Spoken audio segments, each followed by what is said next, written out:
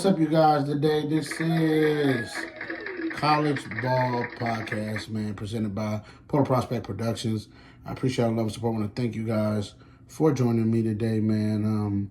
Got an exciting rivalry week of football we have to get into, man. Just craziness is going to happen today. I have a feeling this is going to be one of the best this always is the best weekend of college football. But I have a feeling that this week is going to be a little bit more crazier than normal. We got some exciting games on the docket. If you watched last night, you would have seen that 8 overtime game with Georgia and Georgia Tech, that rivalry right there. Georgia did end up pulling the game out, so improving their chances of making the playoff and everything like that. So they're in the SEC championship game tomorrow. So that's the good part about that. We in for it today, though. We definitely in for it today. Let's and two Heisman candidates did play. Well, 3 of them played yesterday. So let's just get into the Heisman ladder, man. Let's just do it. Let's do it. Alrighty. So at number 4 on the Heisman ladder, we have Dillon Gabriel, man, from Oregon. Had to put him in there. Oregon's been the most consistent team all year. They're undefeated. They have a big game against Washington today. Got to put him in there to show, you know what I'm saying? He's been really good for them this year. So we're going to see how everything plays out and everything like that, but definitely want to put him there. Number 3, we got Shedeur Sanders, man. Dude has been amazing all year. He's not getting the coverage that he should get. He's not getting the Heisman love that he should get because he has been the best quarterback all year. All year he's been the best quarterback. And so for people that, are questioning this and that, you can't question the dude who can play. Can't question his competitiveness. Can't question none of that. Had an amazing game yesterday, too. Over 400 yards and 5 touchdowns. You understand what I'm saying? Like, he was on one yesterday. Then at number 2, you got Ashton Jeanty, man. Shout out to Ashton Jeanty. He is putting on a display. Having one of the greatest seasons by a running back of all time in college football history. He's still chasing it, but he's right there. He's there. I think with him, I think it's going to come down to literally competition. I'm not going to lie. It's probably going to come down to competition. I think with him being in the Mountain West. And then with the number 1 guy, Travis Hunter, shout out to him, being in the Big 12. To me, that's the separator. Because they're both having a great seasons. I think one plays in the Big 12, another one plays in the Mountain West. And so the competition is different. And he's doing it on both sides of the ball. Travis Hunter went crazy yesterday. Had another game where interception and 3 touchdowns with that. He could have had a couple more interceptions too to pad his stats. He was everywhere yesterday. He put it together, put on a full display. Dominant performance by the team. I would love to see Colorado in that playoff. I would. Just because I want to see Travis Hunter and Shedeur Sanders in the playoffs against whoever. You understand what I'm saying? I would love to see how that would look. You know what I'm saying? But yeah, man, listen, that is the Heisman ladder right there, man. So we got Travis Hunter leading the pack. Ashton Jeanty, number 2. We got Shedeur Sanders at 3. And we got Dillon Gabriel at 4. All right, so let's move on to our upset of the week.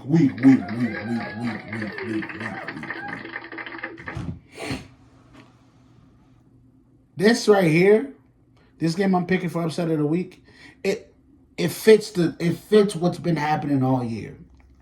It does. I have Syracuse over Miami. Got Syracuse beating Miami today. The reason being is they got Miami as 11-point favorites. They're not covering that. 67.5. Syracuse put up a lot of points too. They're going to go over that. Plus, I don't trust Miami. I think they play with their food. And I think the problem is you play with your food on the road, you're more susceptible to getting beat. This is in Syracuse, in the Dome. So the weather won't affect them, but they play too much. See, they got one cousin that got all, you know what I'm saying, that just play too much. You know, but they never get in trouble until that one fateful day. They get themselves in trouble. You like, see? Now you're going to learn. Stop playing so much. So that's what Miami is. They the little badass cousin. I definitely have them on upset alert, though, for sure. So I got Syracuse covering that points, covering the 11 points. And 67.5, yeah, they're going to put up points. Yeah, go over that. I think this guy's the potential to be a 42-40 game, 45-42 game, something like that. But I got Syracuse winning that game, put them on upset alert. So let's get to our hot picks of the week, man. Let's get through this thing. Let's go. We start out with rivalry. We start out with madness. We got Michigan traveling to Columbus to take on Ohio State Buckeyes at noon Eastern Standard Time on Fox. But nah, man, listen, crazy. This is a rivalry game. I throw the records out the window. I even throw the talent out the window because that's not going to matter. We know this game is won at in the trenches. Ohio State is 19.5-point favorites. Get that bull out of there. They're not winning by that. I promise you that. They're not winning by that. This is Michigan. This is the one team that has had Ohio State's number over these last couple years. So, I'm going to just tell you just like this. Michigan might not get up for none of the other games. They may not be ready to play none of the other games. But this one, they're ready to spoil it. You understand what I'm saying? People don't realize they come in to spoil this game. They come in to spoil it. Reason being is Ohio State, they have looked good at times this year. They looked excellent at times this year. But then there's them lulls they'll go through. And I think today you can't afford that because this is a rivalry game. And if you go through lulls in a rivalry game, you letting them get confidence and hang around, anything can happen. So listen, the over-under is 42.5, right? So they're expecting a defensive, low-scoring game. I as well do expect a defensive, low-scoring game. So listen, I got Ohio State winning. But 19.5, hell, no. Take the points for Michigan to cover that 19.5. And 42.5 total, I'm going to give them a benefit. I say they go over that, but it's not going to be too much over that. So, yeah, I got Ohio State winning the game. I got Michigan covering the 19.5-point spread that they got Ohio State favored by, and they're going over 42.5. All right? So let's move on down. We go out to Death Valley. We got South Carolina against Clemson.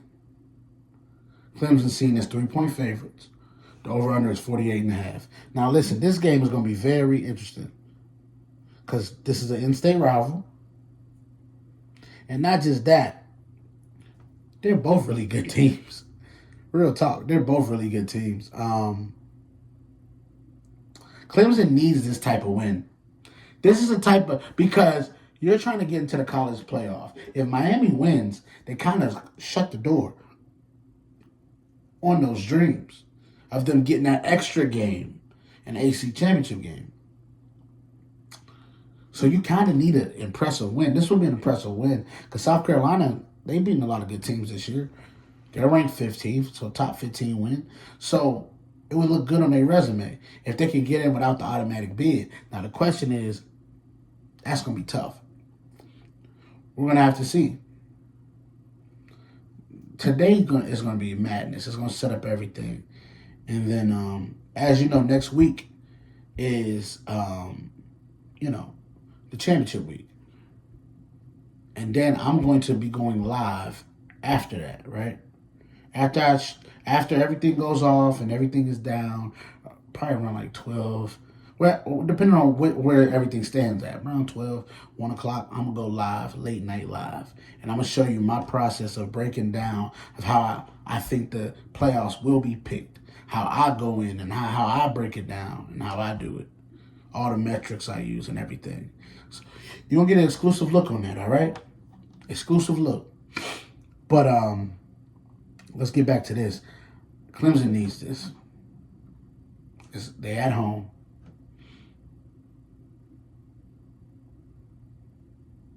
I'm going to take Clemson. I'm going to take Clemson. Clemson to cover that 3-point spread. And 48.5, I think they go over that. I think there's going to be a little bit of points scored in this game. So, Clemson to win. All right, let's move on our way on down. We got a rivalry game here. Notre Dame, number 5 Notre Dame traveling to play USC. Notre Dame is seen as 7.5-point favorites. Over under is 52.5. Very interesting game.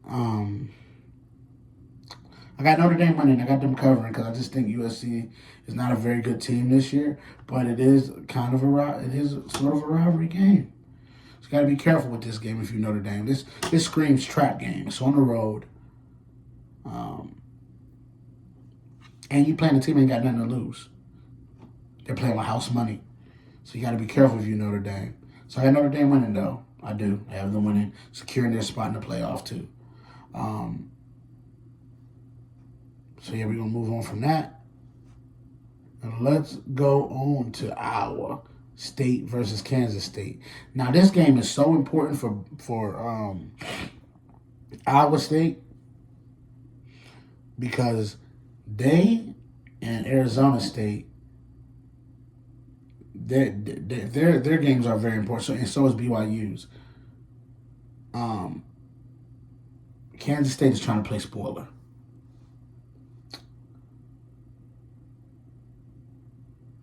Iowa State got to have this game if they want a shot at the Big 12 championship game next week. And so they have to come out and do what they have to do. They are seen as 1.5-point favorite, which is not good. That's not like amazing. And 51.5 is the over-under. Let me tell y'all this. I'm taking Kansas State to win. I think Kansas State beats Iowa State. I do. I think Kansas State beats Iowa State. They cover that points, that 1.5-point spread. And 51.5 is not enough points. They go over that. So I think some points is going to be scored, but I got Kansas State winning the game. I do.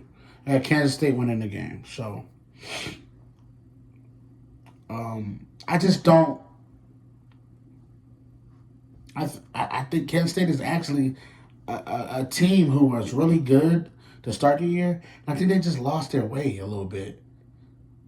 But I think they can make a redemption. If they go ahead and do this, take care of business here, yeah, that's an amazing thing. And so now we move on to College Station, Texas, where Texas travels to play Texas A&M. This is for a shot. This is to go to the SEC championship game. So Texas needs to win. Texas A&M need to win. Texas A&M can play a spoiler to Texas' shot at trying to get in the playoff. Texas is seen as 4.5-point favorites, and 48.5 is the over/under. I think it's going to be a very closely contested game.